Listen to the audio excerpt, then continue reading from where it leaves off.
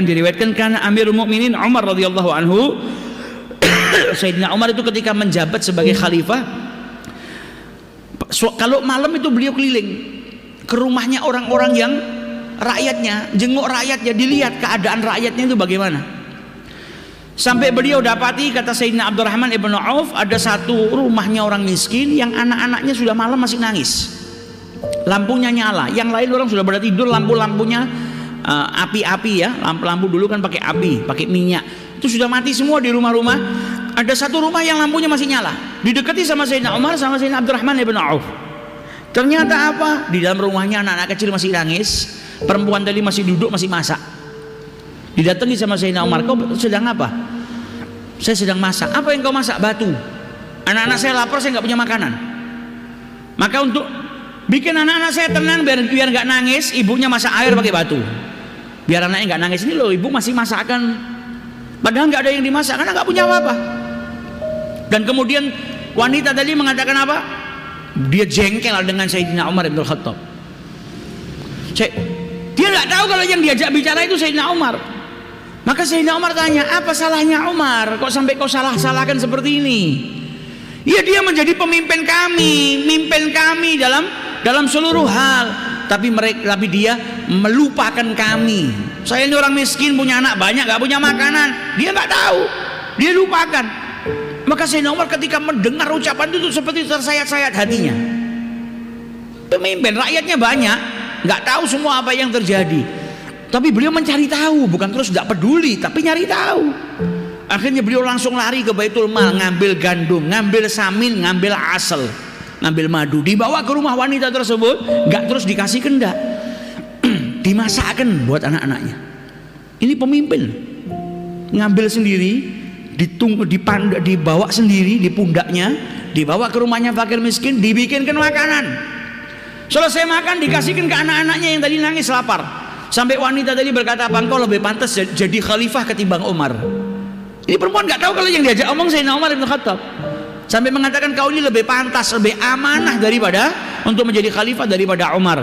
Maka Sayyidina Umar kemudian berkata kepada wanita tersebut, besok kau pergi ke Sayyidina Umar, besok kau pergi ke Umar, saya akan mengadukan perkaramu kepada Umar, dan besok kau ke sana.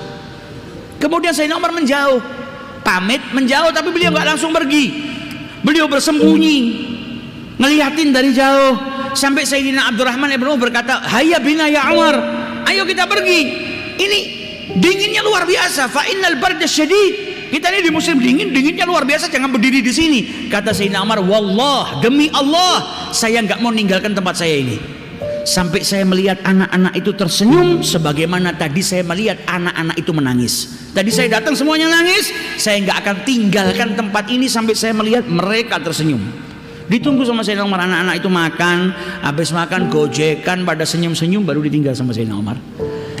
Dan di waktu subuh, kata Sayyidina Abdurrahman bin Auf, ketika Umar menjadi imam, saya nggak dengar jelas bacaannya Umar bin Khattab. Karena apa? Beliau hanyut dalam tangisannya, takut, nggak gampang jadi pemimpin. Makanya Sayyidina Umar sampai seperti itu, beliau nangis di dalam sholatnya.